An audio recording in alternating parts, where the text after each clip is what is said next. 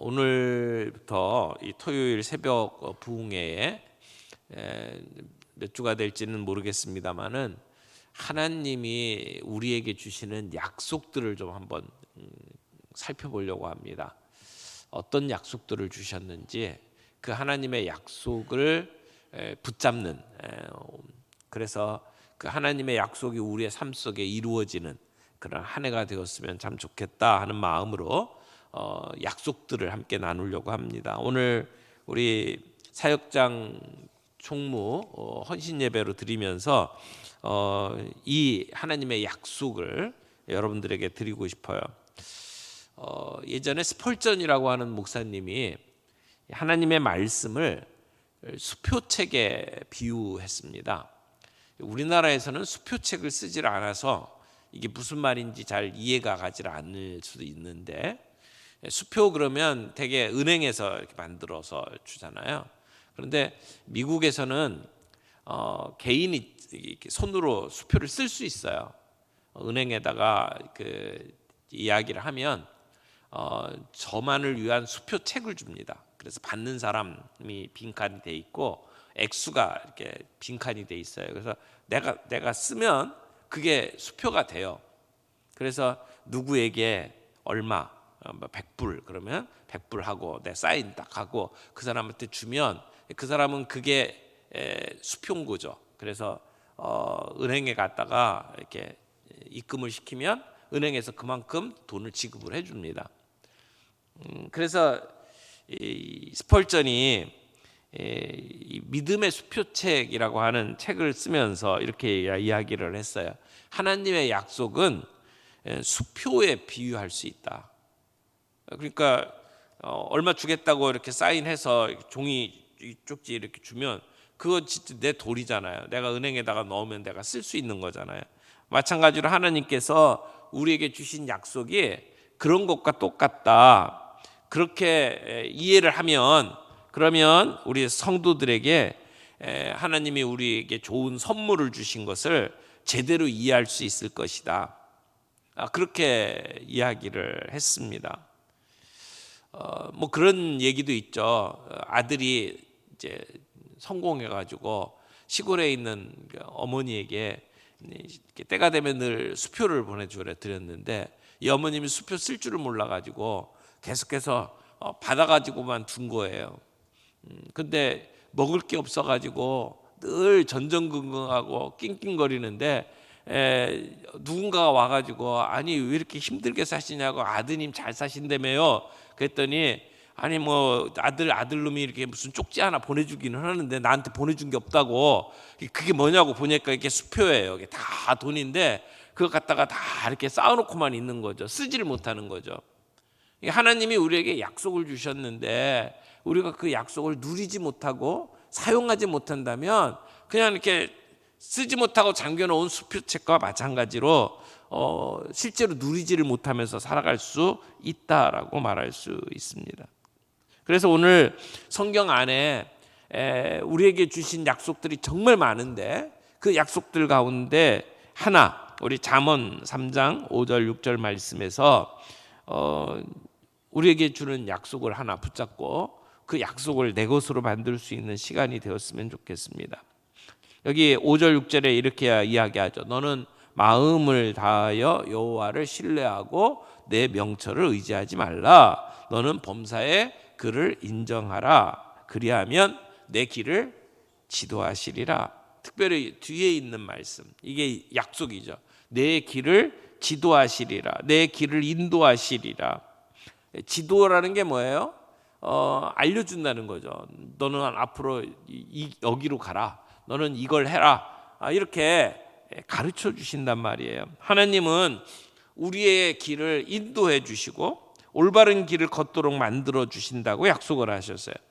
그래서 우리가 하나님의 코치를 받고 그 하나님의 우리를 이끄시는 대로 함께 동행하고 그 계획을 따르고 그래서 그 가르쳐 주시는 대로 올바로 결정을 내리고 그러면 우리는 그 다음에 어디로 가야 될지, 어디에 발을 내딛어야 할지를 알게 된다는 것이죠. 그러면 우리는 그릇된 결정을 내릴까 봐 두려워할 이유가 없어요. 하나님께서 우리를 그렇게 인도해 주시겠다고 약속을 하셨단 말이에요. 그런데 그 하나님의 약속 앞에는 조건이 있어요. 어떤 조건이에요? 너는 마음을 다하여 여호와를 신뢰하고 내 명철을 의지하지 말라. 너는 범사의 그를 인정하라. 그리하면 내 길을 지도하시리라. 그러면 하나님이 우리의 길을 지도하신다고 하는 약속은 조건이 있다는 거죠. 어떤 조건? 마음을 다하여 여호와를 신뢰하고 내 명철을 의지하지 말고 그리고 범사에 여호와를 인정하면 그러면 내 길을 지도하시리라 라고 말씀을 하는 거죠. 그러니까 우리에게 책임이 있어요. 어떤 책임? 하나님을 신뢰하는 책임. 하나님이 우리를 인도하시겠다라고 하는 약속은 기본적으로 하나님과 우리와의 관계에 달려 있어요. 어떤 관계? 신뢰의 관계. 하나님을 믿고 신뢰하고 의지하느냐 여기에 달려 있단 말이에요. 전적으로 하나님을 믿고 의지하면 하나님 우리를 지도하신다고 이야기를 합니다. 여기 너는 마음을 다하여 라고 얘기해요. 마음을 다하여 온 마음으로 그런 얘기예요. 온 마음을 다해서 하나님을 신뢰하래요. 그냥 마음은 담기지 않은 채 행동으로 이제 하는 경우들이 있죠. 건성건성 하는 경우들. 근데 여기서는 온 마음으로 하나님을 신뢰하라고 이야기를 합니다. 신뢰라는 게 뭘까요? 신뢰는 믿는 거죠. 믿고 맡기는 것. 사람들은 나보다 능력 있는 사람들을 신뢰하고 의지하고 싶어 합니다.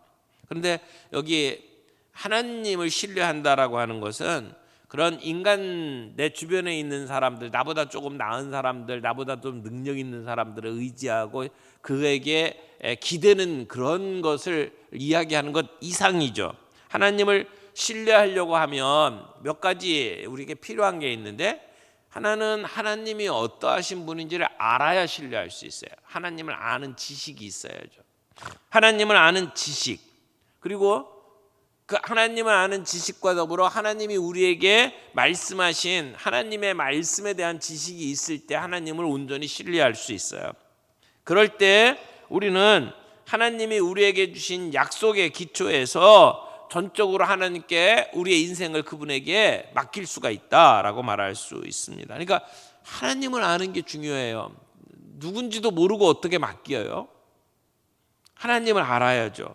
하나님이 우리에게 어떤 말씀을 하셨는지를 알아야죠. 우리가 하나님의 인도하심을 제대로 받지 못하고 인생을 살면서 불안하고 두려워하는 이유가 뭡니까? 하나님이 누군지를 잘 모르기 때문이에요. 하나님이 우리의 인생을 어떻게 인도하시겠다고 약속하셨는지를 모르기 때문에 두려워한단 말이에요. 하나님 어떻게 알 수 있을까요? 하나님이 우리에게 자신을 드러내서 보여주신 게 하나님의 말씀이에요. 하나님의 말씀 속에는 하나님이 어떠하신 분인지를 잘 소개해 주고 있어요. 우리가 계속해서 성경 통독하자, 또 큐티하자라고 말씀하는 이유가 뭐예요? 하나님이 어떠하신 분인지를 알 수 있기 때문에 그런 거예요. 그래서 성경 말씀을 읽고 묵상하는 것 외에 하나님을 알아가는 길이 없어요. 그래서 하나님이 어떠하신 분인지를 알고 그분이 우리에게 주신 약속들을 우리가 붙잡고 살아가면 우리는 하나님께 우리의 삶을 전적으로 맡길 수 있단 말이에요. 그 다음에 하나님을 신뢰하라. 그리고 내 명철을 의지하지 말라. 내 명철을 의지하지 말라라는 말이 무슨 말일까요? 내가 스스로 지혜 있다고 여기지 말아라, 그런 얘기예요. 내가 똑똑하다고 생각하는 사람들이 참 많아요. 내가 하나님보다 더 똑똑하다고 생각하는 사람들. 그래서 하나님께 묻지 않고 자기 스스로 판단하고 결정하면서 살아가는 사람들이 참 많단 말이에요. 하나님은 우리의 지혜와 달라요. 하나님은 정말 지혜로우신 분이죠. 근데 그 하나님의 지혜를 우리가 다 이해할 수가 없잖아요. 여러분, 엄마 아빠가 자녀들을 위해서 갖고 있는 계획이 있지만 자녀들의 입장에서, 어린 아이의 입장에서 엄마 아빠를 이해 못하는 경우가 참 많잖아요. 우리 엄마 아빠가 왜 저럴까? 자기의 머리로는 이해가 안 된단 말이에요. 지혜가 다른 거죠. 물론 어떤 때는 어린아이들이 더 지혜로울 때도 있어요. 엊그제 어떤 모임에 갔더니 장로님이 이런 얘기를 하더라고요. 손녀가 있는데 손녀를 데리고 동네에서 이렇게 지나가다가 횡단보도를 만났대요. 횡단보도를 만나가지고 이제 한 10초 정도 남겨놓고 불이 깜빡깜빡하기 시작을 해서 손녀한테 야 뛰자. 그리고는 딱 뛰는데 손녀가 뒤에서 조급하면 안 되는데 그러더래요. 그러면서 잠언 말씀을 외우는 거예요. 그러니까 이 할아버지가 깜짝 놀래가지고 아니 지금 이 상황에서 성경 말씀을 외우면서 나를 책망해? 그래가지고 할아버지가 가던 길을 중간에 서갖고 멍해갖고 가만히 있다가 다시 돌아와서 손녀 붙잡고 내가 잘못했다 그렇게 이야기를 하면서 올해는 내가 조급하지 않기로 결심했다 뭐 이런 얘기를 하시더라고요.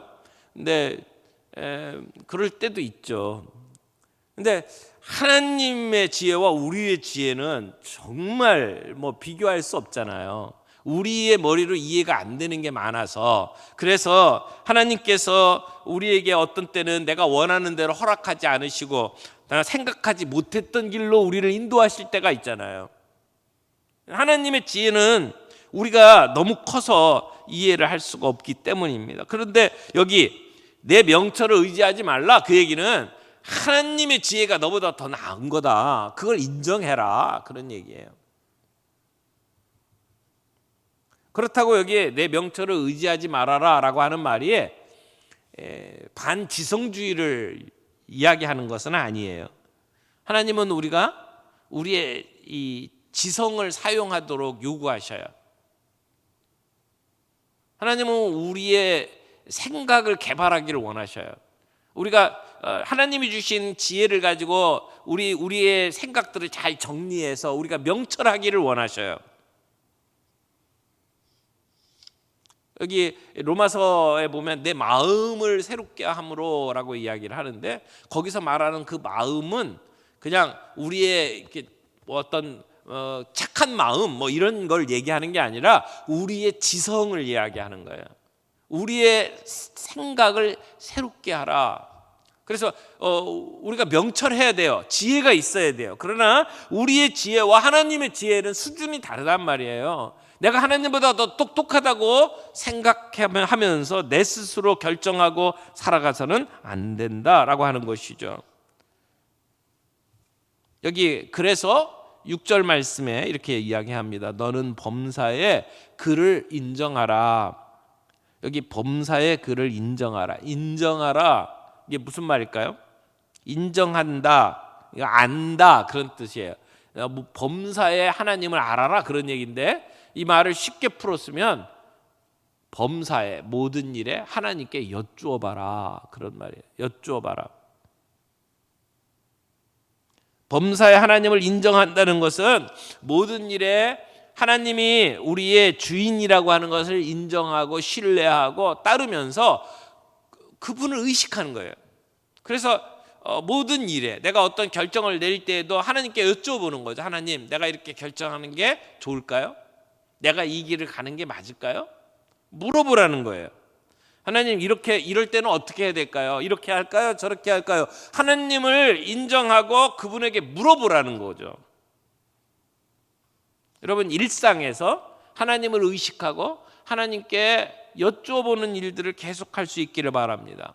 그게 없으면 우리의 삶은 신앙생활이 아니라 종교생활이 되기 쉬워요.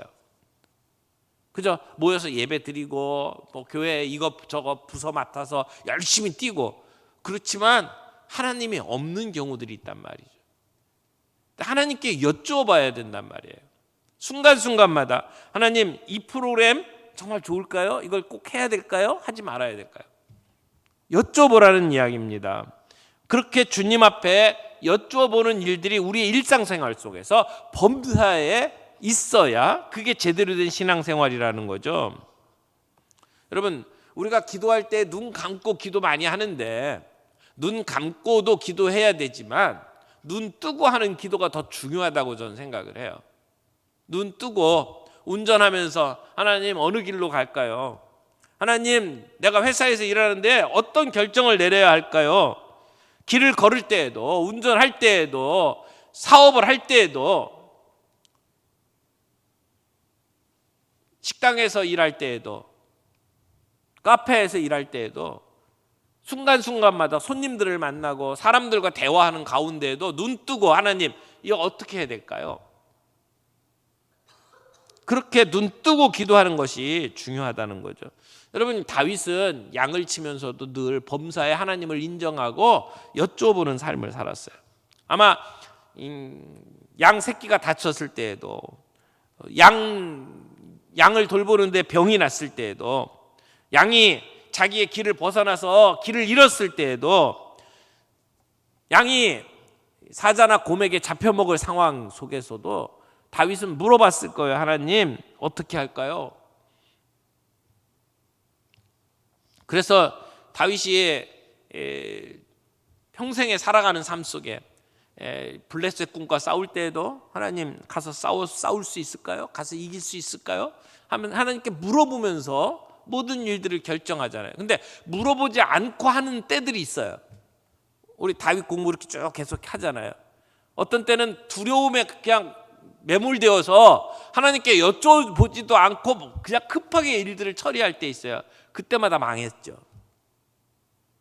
근데 다윗의 전 생애를 바라보면 그는 몇 번 실수가 있었는지 모르지만 평생 하나님을 인정하고 하나님께 여쭤보는 삶을 살았어요.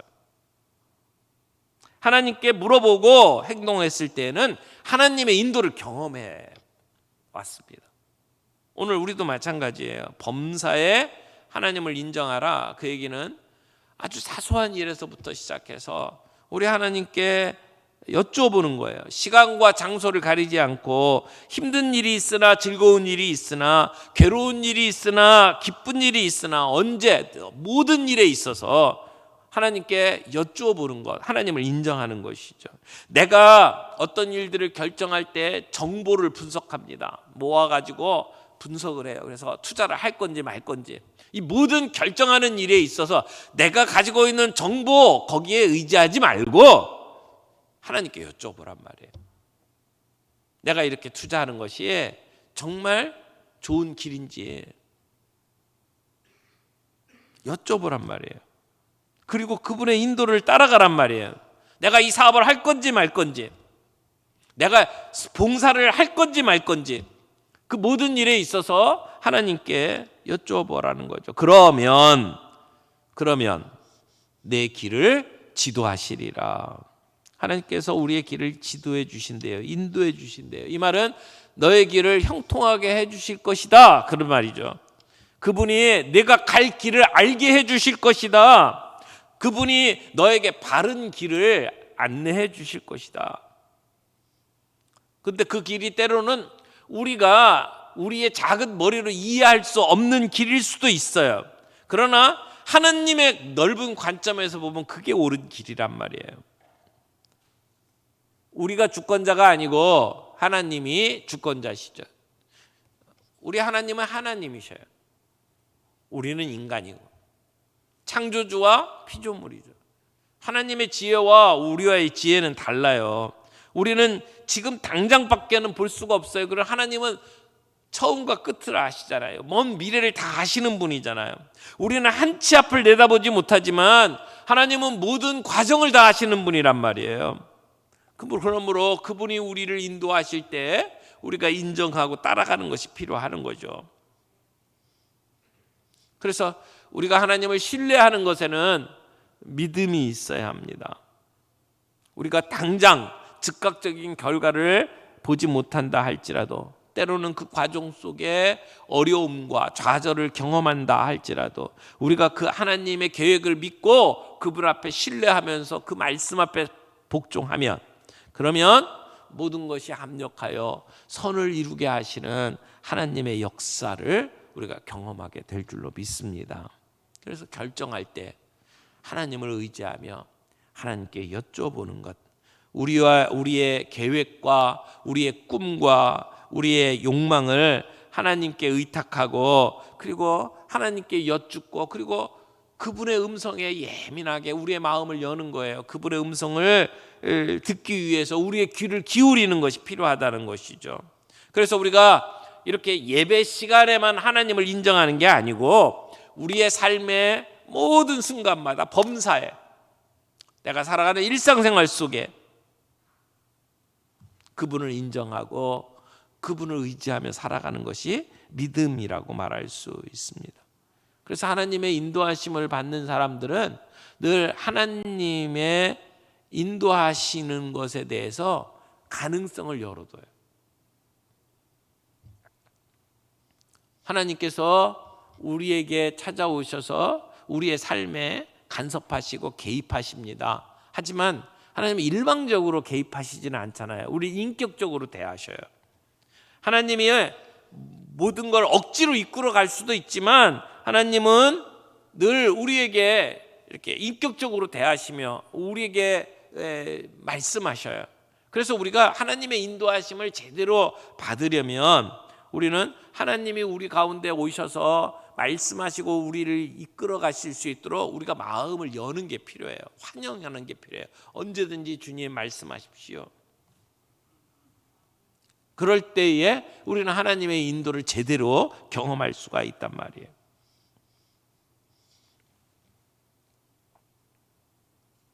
예전에 1985년에 아테네를 떠나서 로마로 가던 비행기 한 대가 공중 납치됐습니다. TWA라고 하는 항공기가 여행을 가던 도중에 그 테러범들이 이 비행기를 접수합니다.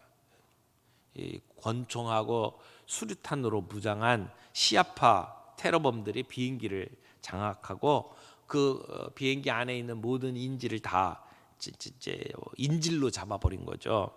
그러면서 이스라엘에 수감되어 있는 시아파 죄수 766명을 석방하라고 요구를 합니다. 그래서 이스라엘, 미국, 여기에 해당하는 모든 나라 정상들이 모여가지고 이 부분을 놓고 의논을 하는 사이에 비행기는 레바논을 가고 알제리를 가고 또 이렇게 몇 번 왔다 갔다 왕복을 하면서 이 협상을 계속합니다.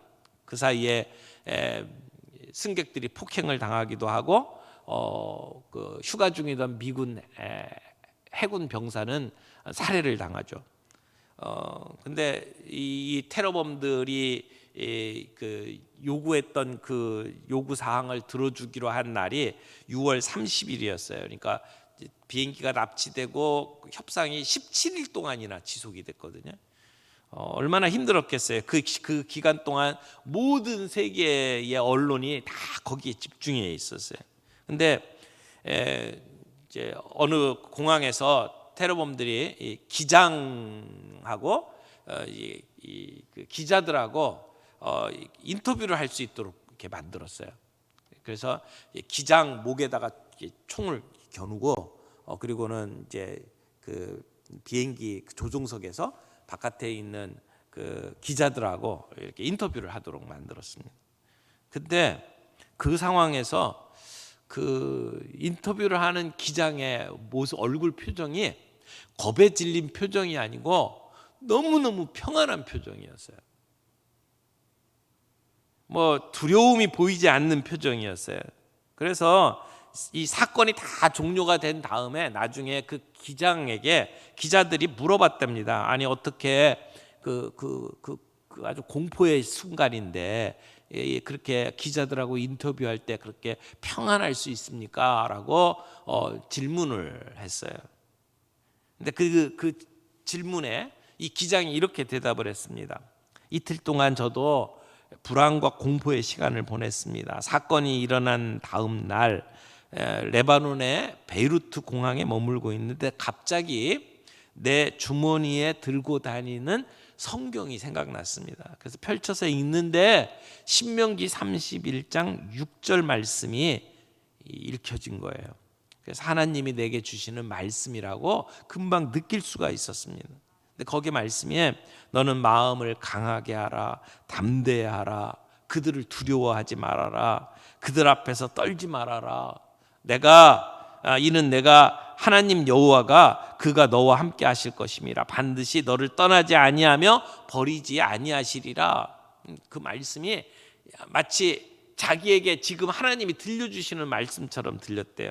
그래서 그 말씀을 읽는데 그때 불안함이 사라지고 그리고 자기 마음속에 평화가 임했다는 거예요. 그 이후에 하나님이 늘 자기 곁에 있어 한순간도 떠나지 않고 주님을 생생하게 체험할 수 있었다. 그래서 정말 그렇게 평안하게 인터뷰를 할 수 있었노라고. 그러니까 테러를 당하고 있는 그 급박한 상황 속에서도 하나님 어떻게 해야 됩니까? 물어보고 하나님의 말씀을 대할 수 있었던, 그것이 하나님을 인정하는 거죠. 주머니 속에 있던 성경을 읽게 되고 그 성경의 약속의 말씀을 딱 잡았을 때 그는 평안해질 수 있었단 말이에요. 여러분, 우리가 어려울 때, 때로는 우리의 상황이 이해가 안 될 때에도 하나님을 인정하고 그분을 내 마음속에 신뢰하고 그리고 그분에게 여쭤보는 삶을 살아갈 수가 있기를 바랍니다. 그러면 하나님께서 우리를 인도하신다. 우리를 이끄신다. 오늘 새해를 시작하면서 우리가 그렇게 살아갈 수 있기를 바랍니다. 하나님을 인정할 수 있고 하나님을 신뢰하고 내 명철을 의지하지 아니하고 하나님의 지혜를 신뢰할 때, 그럴 때 하나님은 우리들에게 찾아오셔서 우리를 지도하시리라, 인도하시리라, 우리에게 길을 가르쳐 주시리라. 왜요? 하나님은 선하신 하나님이기 때문에. 하나님은 선하신 하나님, 우리를 사랑하시는 하나님, 우리를 향해서 평안을 주시기를 원하시는 하나님. 하나님은 우리의 형편을 잊지 않으셔요. 하나님은 우리를 잊지 않으십니다. 우리의 미래를 중요하게 생각하십니다. 우리에게 길을 가르쳐 주기를 원하십니다. 그래서 우리가 하나님을 신뢰하고 그분에게 하나님의 뜻을 여쭤보는 삶이 정말 중요하다는 거죠. 2024년도를 시작하고 우리 주님이 주신 사역들을 맡아서 감당해 나가기를 원하시는 우리 모든 사역장, 총무, 회계되시는 분들에게 이 말씀을 드립니다. 우리가 하나님을 신뢰하고 내 명철을 의지하지 아니하고 모든 일에 하나님께 여쭈어보면 하나님은 반드시 우리의 삶 속에 개입하시고 우리를 인도해 주실 겁니다.